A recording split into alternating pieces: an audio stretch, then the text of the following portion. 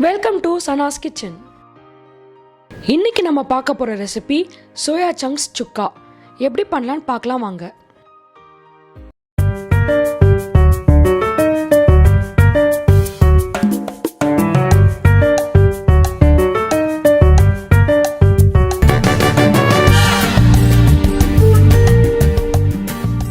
இன்றைக்கி நான் ஒரு 1/4 கிலோ அளவுக்கு சின்ன சோயா சங்க்ஸ் வந்து வாங்கி வச்சுருக்கேன். இதை வந்து நல்லா ஒரு கொதிக்கிற தண்ணியில் லைட்டாக சால்ட் ஆட் பண்ணிவிட்டு இந்த சோயா சங்க்ஸை வந்து நம்ம சோக் பண்ணி எடுத்துக்கலாம்.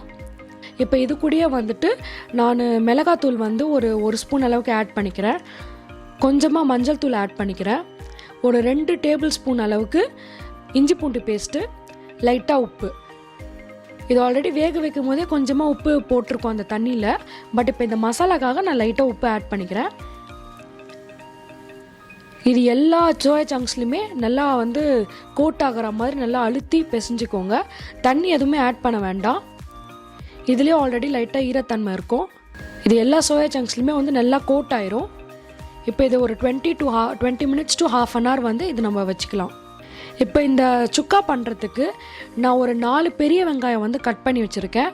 எப்போவுமே நம்ம சுக்கா செய்யும் போது நிறைய வெங்காயம் போட்டோன்னா ரொம்ப டேஸ்ட்டாக இருக்கும். இப்போ ஒரு பெரிய பேன் வச்சு அதில் நான் ஒரு 3 டேபிள் ஸ்பூன் அளவுக்கு எண்ணெய் போட்டிருக்கேன். எண்ணெய் கொஞ்சம் சூடானதுக்கப்புறம் நான் கட் பண்ணி வச்சுருக்க வெங்காயத்தை வந்து இதில் நான் ஆட் பண்ணிடுறேன்.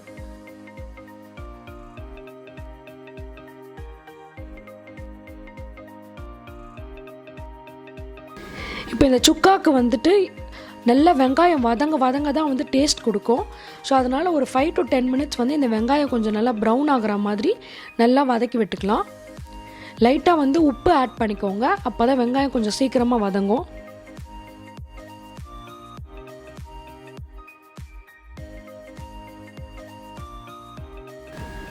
ரொம்ப ஹை ஃப்ளேமில் வைக்காமல் ஒரு மீடியம் டு ஹை ஃப்ளேமில் வந்து ஒரு 10 minutesக்கு வந்து நல்லா இதை வதக்கி விட்டுட்டே இருங்க.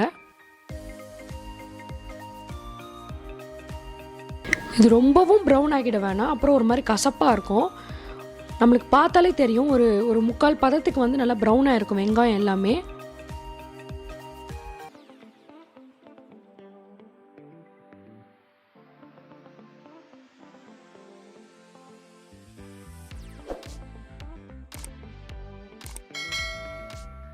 இப்போ இந்த வெங்காயம் வந்து நல்லா வதங்கியிருக்கு.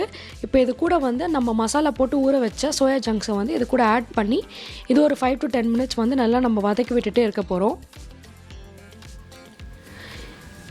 இது எதுக்குன்னா நம்ம வந்து ஊற வச்ச சோயா சங்க்ஸில் வந்து கொஞ்சம் ட்ரை மசாலாலாம் ஆட் பண்ணோம் இல்லைங்களா, அந்த ஸ்மெல் இல்லாமல் இருக்கிறதுக்காக ஒரு 5 to 10 minutes நம்ம வந்து வதக்கி விட்டுட்டே இருந்தோம்னா அந்த மிளகாய்த்தூள் வாசனை அது எல்லாமே வந்து கொஞ்சம் கம்மியாயிடும்.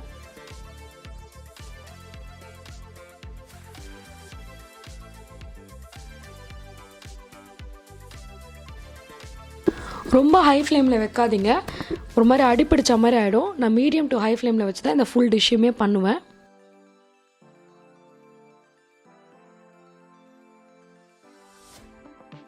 இப்போ நம்ம சுக்கா மசாலா அரைச்சிருக்கோம் இல்லைங்களா, அதை வந்து இது நம்ம ஆட் பண்ணிக்கிறோம்.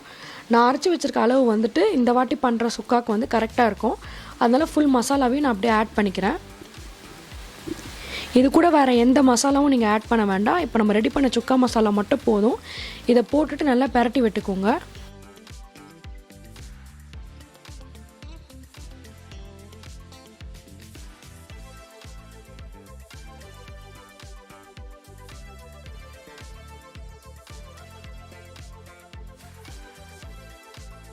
ரொம்ப ட்ரையாக இருக்க மாதிரி இருந்துச்சுன்னா லைட்டாக அப்பப்போ வந்து தண்ணி மட்டும் வந்து தெளித்து விட்டுட்டு இதை வந்து நல்லா வதக்கி விடுங்க. நிறைய தண்ணி ஊற்ற வேண்டாம், ஏன்னா இந்த சோயா சங்க்ஸ் வந்து ஆல்ரெடி வெந்தது தான். உங்களுக்கு இன்னுமே காரம் கம்மியாக இருக்குன்னா நீங்கள் கூட கொஞ்சம் பெப்பர் ஆட் பண்ணிக்கலாம்.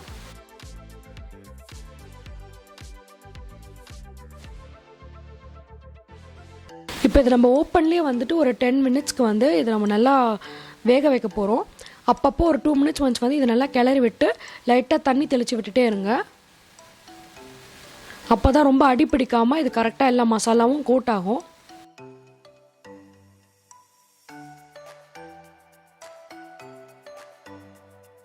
இப்போ லைட்டாக நம்ம தண்ணி தெளிச்சுட்டு இதை நான் கலந்து விட்டுட்ருக்கேன். இந்த ஃபுல் டிஷ்ஷு ரெடி ஆகிறதுக்கு ஒரு 10 minutes வந்து மூடி போடாமல் இதை அப்படியே நம்ம ஒரு 2-3 நிமிஷத்துக்கு ஒரு தடவை இதை நம்ம வதக்கி விட்டுக்கிட்டே இருக்க போகிறோம். ஒரு 10 நிமிஷம் ஆனதுக்கப்புறம் அதுக்கப்புறம் மூடி போட்டு ஒரு 5 மினிட்ஸ் வச்சுட்டு அதோடு நம்மளோட டிஷ் ரெடி ஆகிடும். இப்போ இந்த பேன் இது நல்லா பரவலாக வச்சுருங்க. ஒரு 10 மினிட்ஸ் நல்லா இது ஓப்பன்லேயே வச்சு வதங்கினதுக்கப்புறம் நான் மூடி போட்டு இன்னொரு 5 நிமிஷம் வச்சுருந்தேன்.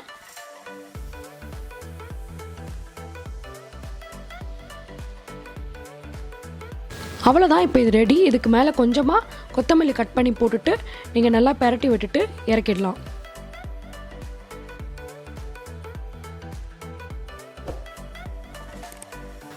சுட சுட ரொம்ப டேஸ்டான நம்மளோட சோயா சங்க்ஸ் சுக்கா இப்போ ரெடி ஆயிடுச்சு. இந்த ரெசிபி பிடிச்சிருந்துச்சுன்னா லைக் பண்ணுங்கள், ஃப்ரெண்ட்ஸ் அண்ட் ஃபேமிலியோட ஷேர் பண்ணுங்கள், என்னோட சேனலை சப்ஸ்கிரைப் பண்ணுங்கள். தேங்க்யூ.